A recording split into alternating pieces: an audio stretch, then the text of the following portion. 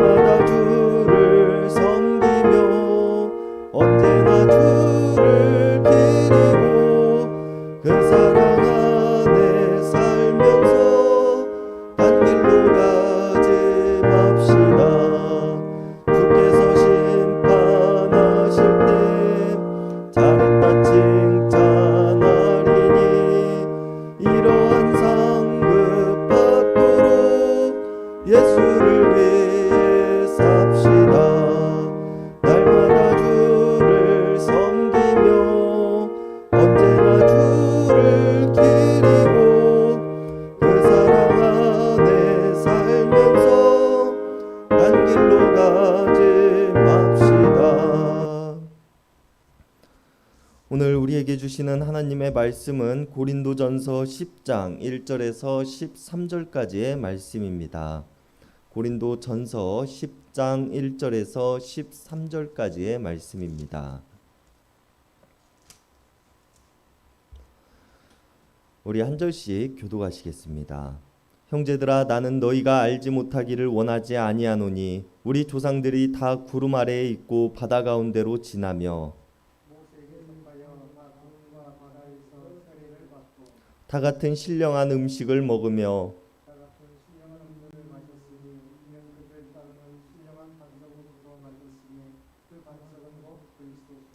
그러나 그들의 다수를 하나님이 기뻐하지 아니하셨으므로 그들이 광야에서 멸망을 받았느니라.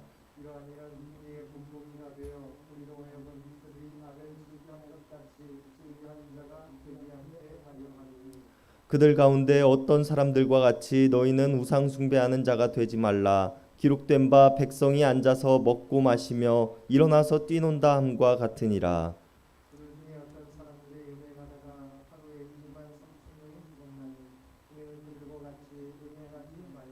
그들 가운데 어떤 사람들이 주를 시험하다가 뱀에게 멸망하였나니 우리는 그들과 같이 시험하지 말자.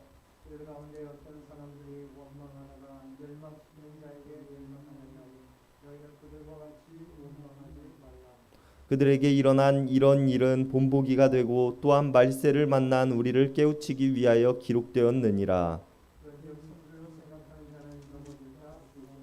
다 함께 읽으시겠습니다. 사람이 감당할 시험 밖에는 너희가 당한 것이 없나니 오직 하나님은 미쁘사 너희가 감당하지 못할 시험 당함을 허락하지 아니하시고 시험 당할 즈음에 또한 피할 길을 내사 너희로 능히 감당하게 하시느니라.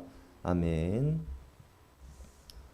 예수님께서는 광야에서의 세 가지 시험을 마치시고 사역을 시작하시며 가장 먼저 하신 말씀은 때가 찼고 하나님 나라가 가까이 왔으니 회개하고 복음을 믿으라 라는 말씀이셨습니다.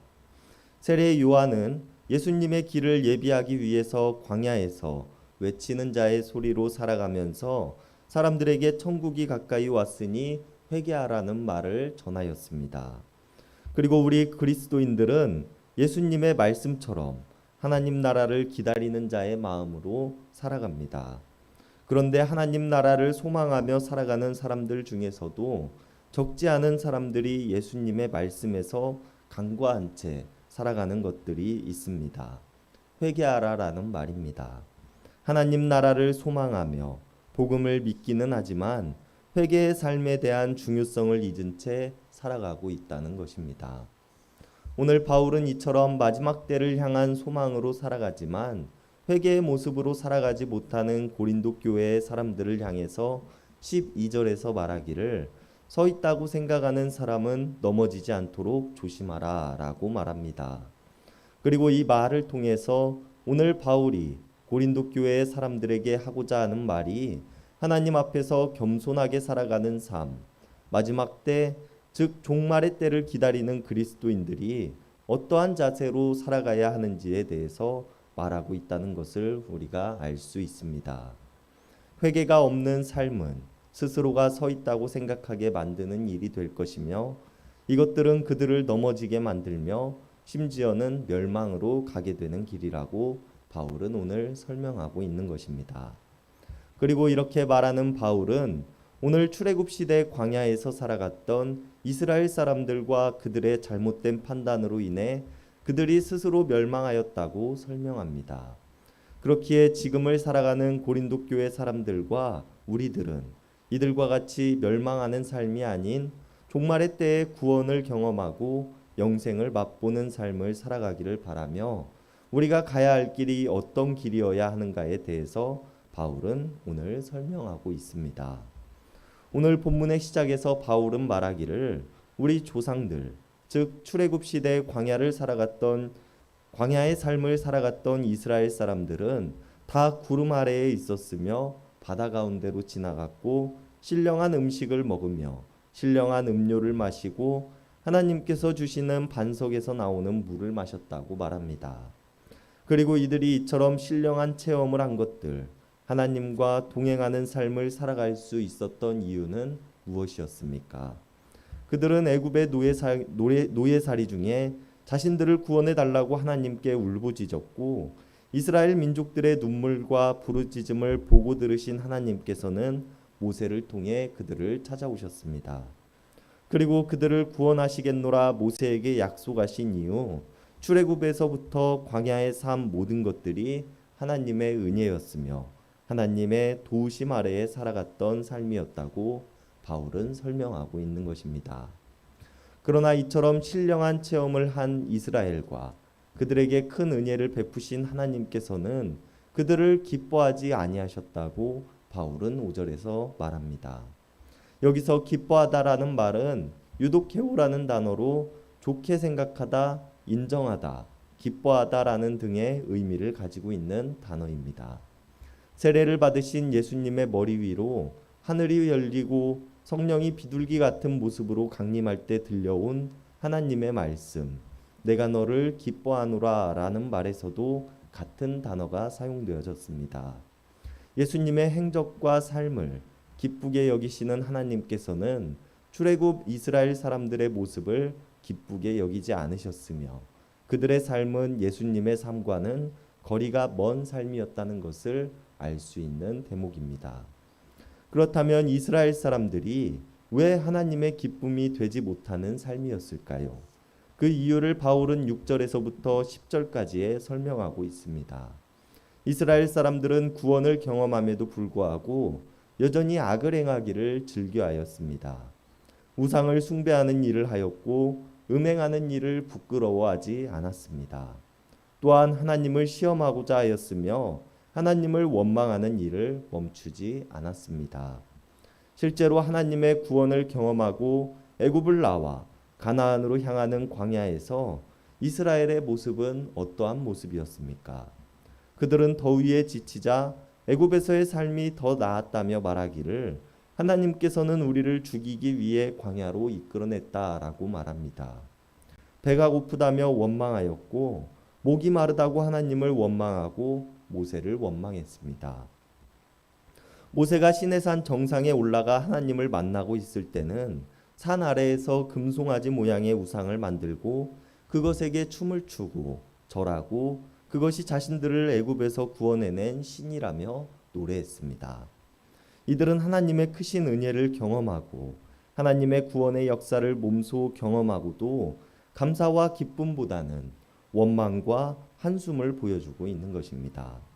그리고 이들이 이렇게 할 수밖에 없었음은 그들의 몸은 출애굽을 했지만 마음은 여전히 애굽의 노예로 묶인 채 애굽의 문화와 악행과 음란을 사랑하는 모습이었기 때문이었습니다. 그리고 이런 자들의 모습을 바라보시며 하나님께서는 기뻐하지 않으셨다고 오늘 바울은 이야기하고 있는 것입니다. 그리고 오늘 이스라엘의 이야기를 마친 바울은 고린도 교회 성도들을 향해서 본문 12절에서 선줄로 착각하는 사람들은 넘어질까 조심하라 라고 말합니다. 스스로가 서 있는 줄 안다는 말은 무엇입니까? 자만하거나 기만하는 자세로 살아간다는 것을 의미합니다. 우리가 이전에도 살펴보았지만 실제로 고린도 교회의 사람들의 문제 중 하나는 자신들은 이미 구원을 입었기에 우리의 마음대로 살아가도 된다고 주장하는 것이었습니다. 그리고 이런 모습은 마치 출애굽을 통해 하나님의 구원 사역을 경험하였던 이스라엘 사람들이 출애굽이 마땅히 자신들이 받을 것을 받은 것처럼 바다를 가로질러 건너고 구름 아래에서 걷는 모든 길들이 자신들이 당연히 누려야 할 것을 누리고 있는 것처럼 먹고 마시는 모든 것들이 당연히 자신들에게 주어진 것처럼 생각했던 것처럼 살아가고 있었다는 것입니다.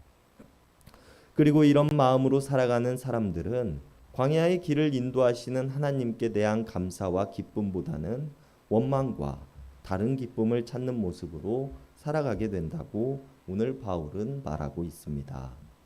그리고 그런 자들의 마지막은 출애굽 시대의 광야에서 죽음을 맞이했던 사람들처럼 멸망뿐이 남지 않는다고 바울은 설명합니다. 그렇기에 하나님의 구원을 경험하고 은혜를 입은 사람들이 살아가야 할 모습은 하나님께 감사함으로 하나님 보시기에 기쁨이 되는 삶을 살아가야 할 것입니다. 그리고 기쁨의 삶이란 예수 그리스도를 내가 기뻐하는 자라고 말씀하신 하나님의 말씀과 같이 예수 그리스도의 길을 따르는 삶, 예수 그리스도의 행적을 밟아가는 삶이 될 것입니다. 그리고 그 과정들은 예수님의 외침과 같이 우리들의 철저한 회개가 있어야 할 것입니다. 회개 없는 삶에는 감사도 기쁨도 존재하지 않기 때문입니다. 그렇기에 우리가 하나님의 구원을 경험하고도 여전히 악을 즐기고 우상을 숭배하며 먹고 마시며 뛰노는 것만 좋아하는 삶을 살아가고 있다면 이제 우리는 우리들의 행실을 돌이킴으로 하나님께 철저한 회개를 통하여 하나님의 기쁨이 되는 삶이 되어야 할 것입니다. 우리의 기쁨과 감사가 다른 곳에 있지 아니하고 오직 하나님으로부터 나옴을 고백하며 하나님께서 예수님을 보시고 기뻐하는 자라고 말씀하신 것처럼 우리의 삶 또한 하나님의 기쁨이 될 수 있는 삶이 될 수 있기를 바랍니다. 기도하시겠습니다. 부르짖는 자의 소리를 들으시고 우는 자를 바라보시며 그들을 구원하기 원하시는 하나님, 우리를 구원하여 주셨음에 감사를 드립니다.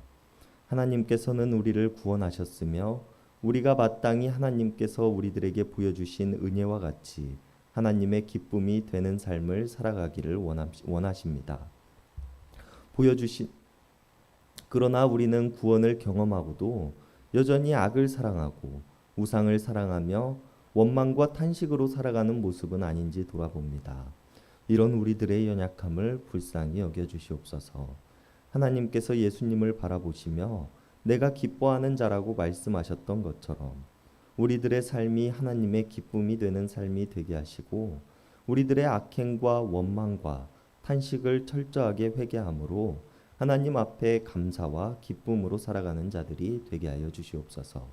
오직 참 신이시며 구원자 되시는 하나님을 고백함으로 살아가는 우리들 모두가 되게 하여 주시옵소서. 또한 이 땅에 하나님을 온전히 전하는 자들이 되게 하시고 예수님의 가르치심과 행적들을 온전히 따를 수 있는 우리들 모두가 되게 하여 주시옵소서. 언제나 우리를 기뻐하시며 사랑하시는 하나님을 내가 믿으며 우리의 갈 길을 보이신 예수님의 이름 받들어 간절히 기도드렸습니다. 아멘. 이 시간 우리가 우리 개인을 위한 기도, 이웃을 위한 기도, 교회를 위한 기도, 세상을 위한 기도하는 시간 갖도록 하겠습니다.